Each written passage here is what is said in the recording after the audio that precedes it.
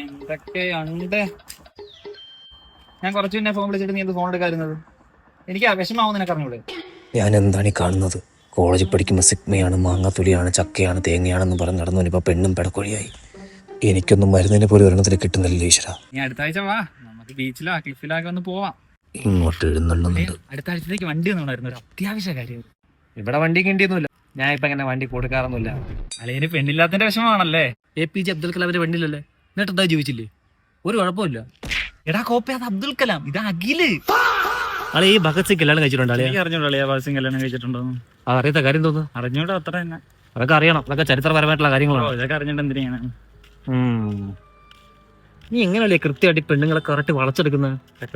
കഴിവല്ലേ, പറയാതിരിക്കാൻ വയ്യ. ഈ സംഭവം തന്നെ ഇടിലം ഞെരുപ്പ്. വണ്ടി ആയിരുന്നു തരത്തില്ല കേട്ടാ.